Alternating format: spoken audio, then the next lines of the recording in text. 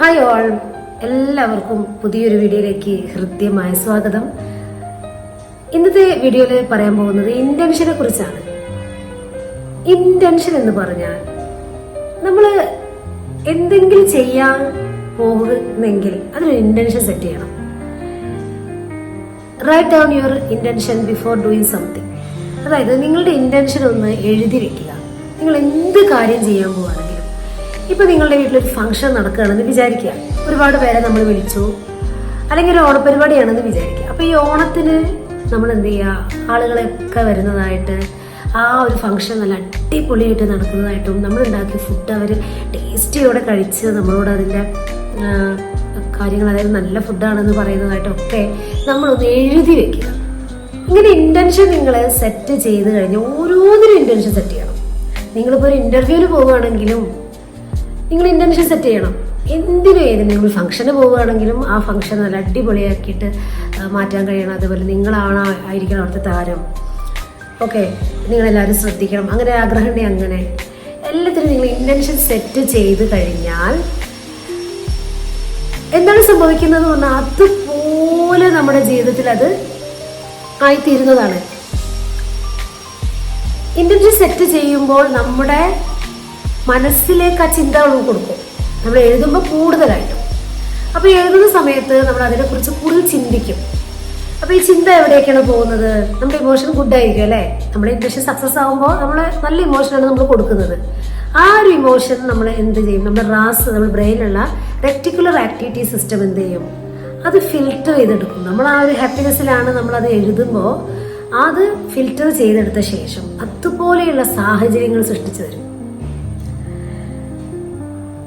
ഉദാഹരണത്തിന് പറയുകയാണെങ്കിൽ, നിങ്ങളൊരു കാറ് വാങ്ങാൻ ഏറെ നാളുകൊണ്ട് ആഗ്രഹിക്കുകയാണ്, പക്ഷെ സാധിക്കുന്നില്ല.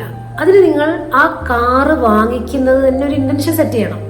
ആ കാറ് വാങ്ങിച്ച് നിങ്ങൾ പുറത്തു പോകുന്നതും, നമ്മൾ ഗോൾ എഴുതി വെക്കാന്ന് പറയും. ഗോളിനേക്കാൾ അപ്പുറം നമ്മൾ ഓരോ കാര്യങ്ങളും, ചെറിയ ചെറിയ കാര്യങ്ങളാണെങ്കിലും ലൈഫിൽ അപ്പം നടക്കുന്ന കാര്യങ്ങൾ, അതിനൊക്കെ ഇന്റൻഷൻ വെച്ച് നമ്മളത് എഴുതി നമ്മളത് മനസ്സിലേക്ക് ആ ഒരു എനർജിയെ പാസ് ചെയ്ത് കഴിഞ്ഞാൽ അവിടെ നടക്കുന്നത് മാജിക്കാണ്.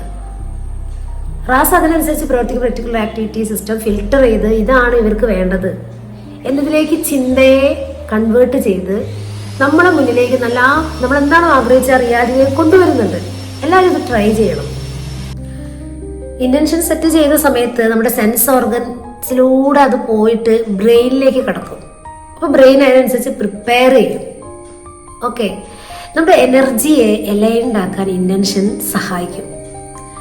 അപ്പോൾ നിങ്ങൾ എന്ത് കാര്യവും നിങ്ങൾക്ക് ഏറ്റവും ബെസ്റ്റായിട്ട് ചെയ്യാൻ സാധിക്കുമെന്നതാണ് ഈ ഇന്റൻഷനെ കൊണ്ടുള്ള ഒരു ഗുണം എന്ന് പറയുന്നത്.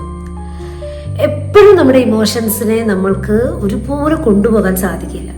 പക്ഷെ ആ ഇമോഷൻസിൽ നിന്നും നമ്മൾ പുറത്ത് കടക്കണം. അതിനുള്ള കാര്യങ്ങളെല്ലാം നമ്മൾ സ്വയം ചെയ്തിരിക്കണം. ഇപ്പം നമ്മൾ മാറാൻ തയ്യാറായ വീട്ടിലുള്ള ആളുകൾ പതിയെ പതിയെ മാറാൻ തയ്യാറാവും. പതിയെ പതിയെ മാറ്റം വരും. അതിനുവേണ്ടി നിങ്ങൾ എഴുതി വെക്കുക. വീട്ടിലുള്ള ആളുകൾക്ക് നല്ല ചേഞ്ച് വന്നു, അവരെല്ലാം എന്നെ സ്നേഹിക്കുന്നു. ആ സ്നേഹം നിങ്ങൾ കൊടുക്കുന്നതായിട്ടും അത് തിരികെ നിങ്ങൾക്ക് ലഭിക്കുന്നതായിട്ടും നിങ്ങൾ എന്ത് ചെയ്യുക? മനസ്സിലത് കാണുക. വിഷ്വലൈസേഷൻ എന്ന് പറയുമ്പോൾ ഭയങ്കര പവറാണ്. നമ്മൾ ഫീൽ ചെയ്യുമ്പം നമ്മൾ പഞ്ചേന്ദ്രിയങ്ങൾ അത് ബ്രെയിനിലേക്ക് അതിന് രജിസ്റ്റർ ചെയ്യുന്നുണ്ട്. ഓക്കെ, അപ്പം ഇങ്ങനെ ചെയ്യുന്ന സമയത്ത് പതിയെ പതിയെ മാറ്റം വരും. ഒരു ഇമോഷനെ ഒരുപാട് നേരം മൈനസിലേക്ക്, അതും നെഗറ്റീവ് ഇമോഷൻസിനെ. പോസിറ്റീവ് ഇമോഷൻസ് നമുക്ക് പ്രശ്നമല്ല, it's A good. But negative emotion എന്ന് പറയുമ്പോൾ അവിടെ നമ്മൾ പ്രപഞ്ചത്തിന് കൊടുക്കുന്ന എനർജി ലോ എനർജിയാണ്, ലോ ഫ്രീക്വൻസിയാണ്. അത് മനസ്സിലാക്കുക. അതുകൊണ്ട് നമുക്ക് കരയാൻ ചിലപ്പം പല സിറ്റുവേഷൻസും നമ്മുടെ മുന്നിലേക്ക് നമ്മളാലുണ്ടാവും, മറ്റുള്ളവരിൽ പ്രതികരിക്കുമ്പോൾ ഉണ്ടാവും അല്ലേ? ഇനിയൊക്കെ വന്നാലും നമ്മൾ എന്ത് ചെയ്യുക? കരയുക. നമ്മളത് കരഞ്ഞത് തീർക്കുക എന്നുള്ളതാണ്. പിറ്റേ ദിവസം ഓക്കെ ആക്കണം. ഒരു ദിവസം മുഴുവൻ നമ്മളത് ഹോൾഡ് ചെയ്തു. നമ്മളത് കരയാൻ, ഇനി ആരോടെങ്കിലും പറഞ്ഞാലാണ് നിങ്ങൾക്ക് ആ വിഷമം തീരുന്നതെങ്കിൽ പറയുക. ഇനി എഴുതിയിട്ടാണെങ്കിൽ നിങ്ങൾ എഴുതുക. നിങ്ങളുടെ സങ്കടങ്ങൾ, നിങ്ങളുടെ ഉള്ളിലുള്ള വേദനകൾ എല്ലാം ആ പേപ്പറിൽ എഴുതി നിങ്ങൾ അല്പനേരം കണ്ണടച്ചിരുന്നു കൊണ്ട് ആ പേപ്പർ ഒരു കറുത്ത കളറായിട്ട് ആ പേപ്പർ മാറുന്നതായിട്ട് മനസ്സിൽ സങ്കല്പിച്ച് മുറ്റത്ത് കൊണ്ടുപോയി തീപ്പെട്ടി കൊണ്ട് നിങ്ങൾ കത്തിക്കും. പിന്നെ വായിച്ച് നോക്കരുത്. ഇങ്ങനെയും നിങ്ങൾക്ക് എന്ത് ചെയ്യാൻ പറ്റും? നിങ്ങളുടെ ഇമോഷനെ ഗുഡാക്കി കൊണ്ടുപോകാൻ കഴിയും. കാരണം നമ്മുടെ ചിന്തകൾ തന്നെയാണ് നമ്മളെ മുന്നോട്ട് നയിക്കുന്ന കാര്യം. ഈ ഉഴുതുമറിഞ്ഞ നിലം അതുപോലെ ആയിരിക്കണം നമ്മുടെ മൈൻഡ്. ഈ ഉഴുതുമറിക്കുന്നതിൻ്റെ പ്രത്യേകത എന്താണെന്ന് അറിയാമോ? അപ്പോൾ നമുക്ക് നന്നായിട്ട് വളമൊക്കെ ഇടാൻ പറ്റും. അല്ലെങ്കിൽ ഭയങ്കര ഹാർഡായി നിൽക്കുമ്പോൾ അവിടെ വെള്ളം പോലും ഒഴിച്ചു കഴിഞ്ഞാൽ അത് അത്ര ഒരു സുഖമായി തോന്നില്ല. അപ്പോൾ ആദ്യം നിലം നമ്മൾ നന്നായിട്ടൊന്ന് ഉഴുത് മറിച്ച് കഴിഞ്ഞാൽ, അല്ലെങ്കിൽ കൈക്കോട്ട് കൊണ്ടൊക്കെ നല്ല രീതിയിൽ കൊത്തി റെഡിയാക്കി കഴിഞ്ഞാൽ അവിടെ നമ്മൾ എന്തെങ്കിലും ഒരു വിത്തിട്ട് കഴിഞ്ഞാൽ, അതായത് ഉഴുതു മറിക്കുന്ന നിലം നമ്മുടെ മനസ്സുമായിട്ട് സങ്കല്പിക്കുക. നമ്മുടെ ഉള്ളിലുള്ള ഗിൽറ്റ്, ഷെയിം, ഫിയർ, ആങ്കർ, ഇങ്ങനെയുള്ള ഓരോ നെഗറ്റീവ് ഇമോഷൻസ് ഉണ്ടാകുന്ന സമയത്ത് നമ്മൾ അവിടെ വിത്തിട്ട് കഴിഞ്ഞാൽ അതുപോലെയുള്ള സാധനങ്ങളാണ് മുളച്ച് വരും, വിഷച്ചെടിയായിട്ട് മുളച്ച് വരും.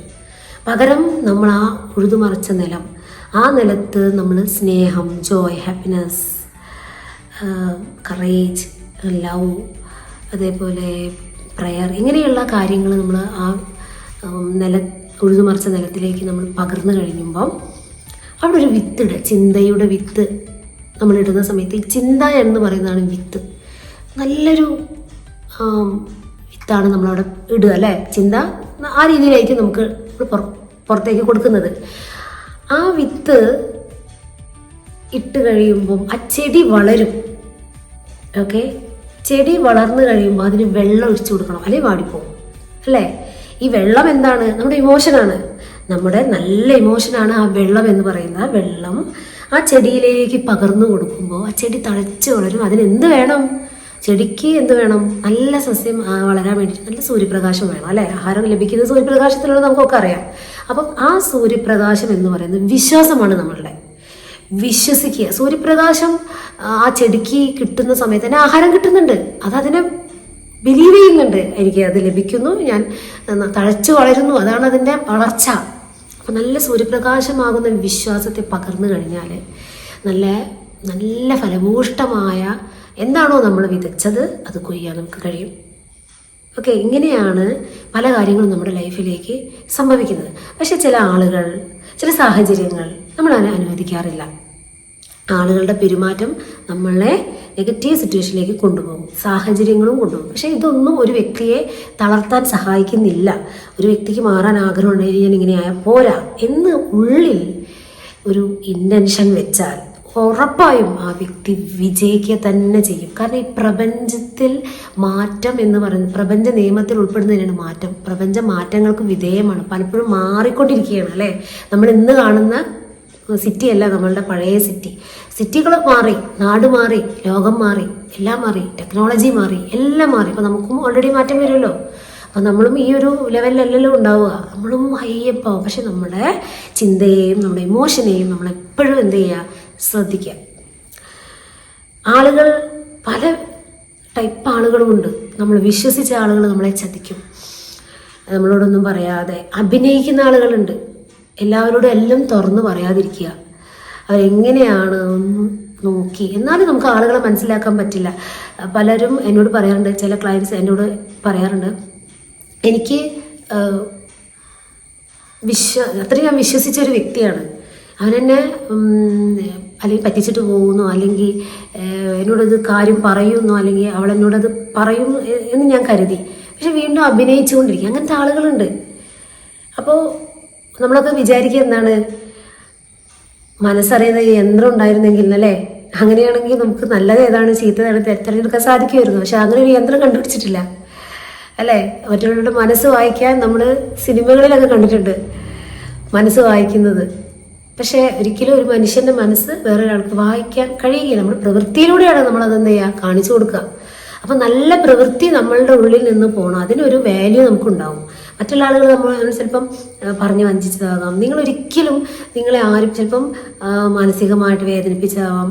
അതേപോലെ ഇപ്പോഴും അഭിനയിച്ചു കൊണ്ടിരിക്കുന്ന ആളുകൾ, നിങ്ങളത് മനസ്സിലാക്കി കഴിഞ്ഞു കഴിഞ്ഞാൽ അവർ ഫൊർഗീവ് ചെയ്ത് വിട്ടുകളയുക.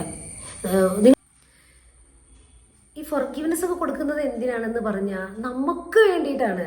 കാരണം നമ്മുടെ ഇമോഷനെ നമ്മൾ എന്ത് ചെയ്യരുത്? ബാഡാക്കി കൊണ്ടുപോയാൽ നമ്മൾ ആഗ്രഹിക്കുന്നതൊന്നും നമ്മളിലോട്ട് വരികയുമില്ല. അത് നമ്മുടെ ഹെൽത്തിനെയും ഒക്കെ ബാധിക്കും അല്ലേ. ഒരു ഷെയിം അല്ലെങ്കിൽ ഒരു ഫിയർ അല്ലെങ്കിൽ എന്തെങ്കിലും ആളുകൾ നമ്മെ വേദനിപ്പിച്ചിട്ട് പോയ ആ ഒരു കാര്യം നമ്മളെപ്പോഴും ചിന്തിച്ചുകൊണ്ടേയിരിക്കും. അപ്പം ചിന്ത എന്താണ്? ചിന്ത ഇതാണ് കൊടുക്കുന്നത്. എന്ത്? ഇങ്ങനെയുള്ള എനിക്ക് ഇങ്ങനെയുള്ള കാര്യങ്ങളാണ് ഇതിന് വേണ്ടത്. അതും എന്ത് ചെയ്യും? ബ്രെയിൻ എന്ത് ചെയ്യും? അക്സെപ്റ്റ് ചെയ്യും, റാസ് എന്ത് ചെയ്യും? ഫിൽട്ടർ ചെയ്യും. എന്നിട്ട് അതുപോലെയുള്ള സാഹചര്യങ്ങൾ നമ്മുടെ മുന്നിലേക്ക് വരും. സെയിം. അപ്പോൾ നിങ്ങൾ എന്താണോ, what you think you become എന്ന് പറയുന്നത്, നിങ്ങൾ എന്താണോ അതാണ് നിങ്ങൾ എന്ന് പറയുന്നത് എത്രമാത്രം ശരിയാണ് നമുക്ക് മനസ്സിലാക്കാൻ സാധിക്കുന്നുണ്ടല്ലേ? അതുകൊണ്ടാണ് നമ്മളിപ്പോഴും പോസിറ്റീവായിട്ടിരിക്കാൻ മനഃപൂർവ്വം ശ്രമിക്കണം എന്ന് പറയുന്നത്. അപ്പോൾ ഇന്നത്തെ വീഡിയോ എത്ര മാത്രമേ ഉള്ളൂ.